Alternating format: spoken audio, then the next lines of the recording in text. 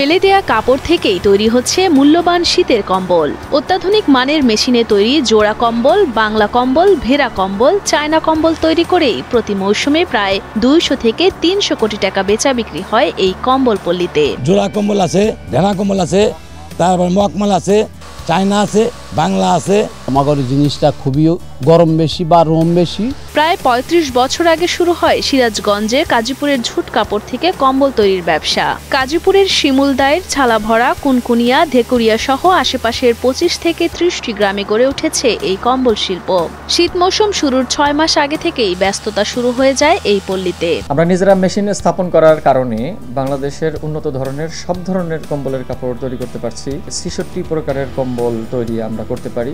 ঢাকা, গাজীপুর ও নারায়ণগঞ্জ থেকে গার্মেন্টসের টুকরো কাপড় মন হিসেবে ক্রয় করে নিয়ে আসেন স্থানীয় ক্ষুদ্র ও মাঝারি ব্যবসায়ীরা। পরে টুকরো কাপড়গুলো বাছাই করে কাটিং করা হয়। কাপড়গুলো ছোট বড় কারখানার কারিগরদের পাশাপাশি বাড়িতে বসে নারীরাও মেশিনের মাধ্যমে তৈরি করেন কম্বল। পরে শিমুলদায়ের বাজারে এনে বিক্রি করা হয়। তুলার দাম বেশি, তুলা দেয়া লেপ তৈরি করলে পারে অনেক টাকা খরচ হয়, তার মধ্যে ভেজালও থাকে। কিন্তু আমাদের ব্লেজার কিংবা যে সমস্ত কম্বল হয় 100 টাকার থেকে 1000 পর্যন্ত আছে আমাদের জোড়া কম্বল। একটি কম্বল বিক্রি হয় 110 টাকা থেকে শুরু করে 1500 টাকা পর্যন্ত।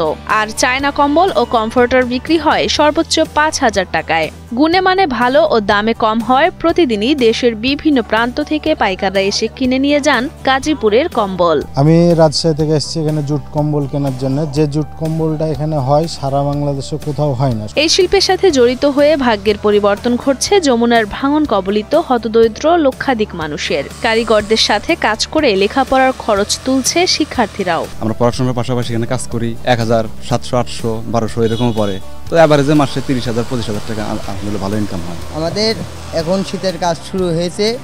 আমরা সাধারণত 6 মাস এই শীতের কাজ করে থাকি। মৌসুম শুরুর সাথে সাথে বেচাকেনা বেশি হলেও স্থানীয় কোনো ব্যাংক না থাকায় বিভিন্ন এনজিও থেকে চড়া সুদে ঋণ নিতে হয় ব্যবসায়ীদের। তাই শিল্পকে টিকিয়ে রাখতে স্বল্প সুদে ঋণ ব্যবস্থা এবং বাজারকে ঘিরে একটি ব্যাংকের শাখা স্থাপনের দাবি ব্যবসায়ীদের। আমরা খুব ভালো পজিশনে আছি। আমাদের যদি সরকারি একটু পৃষ্ঠপোষকতায় আওতায় আসি, তাহলে আমরা আরেকটু স্বাচ্ছন্দ্য মোতাবেক ব্যবসা বাণিজ্য করতে পারবো। দেশব্যাপী এখানকার কম্বলের ব্যাপক চাহিদা থাকলেও নানান সময় পণ্য পরিবহনে বিপাকে পড়তে হচ্ছে তাদের। তাই ব্যবসায়ীদের চাওয়াকে সমর্থন জানিয়ে স্বল্প সুদে ঋণ প্রদান আর বাজারে একটি ব্যাংক স্থাপন করার দাবি জানালেন সিরাজগঞ্জের এই ব্যবসায়ী নেতা।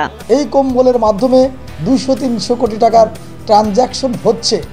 সেই কারণেই এখানে আমার মূল দাবি থাকবে ওই এলাকায় একটা স্বল্প ঋণের ব্যাংক যেন স্থাপন করা হয়। গাজীপুরের অর্থনীতিতে ভূমিকা রাখায় কম্বল শিল্পের প্রসার ঘটাতে ব্যবসায়ীদের পাশে থেকে নানা পদক্ষেপের কথা জানালেন গাজীপুরের উপজেলা নির্বাহী কর্মকর্তা দেওয়ান আকরামুল হক। এখানে আমরা আমাদের সরকারি দপ্তরের যদি কোনো সহযোগিতা প্রয়োজন হয় সেটাও আমরা তাদের কাছে পৌঁছে দেওয়ার জন্য প্রস্তুত আছি।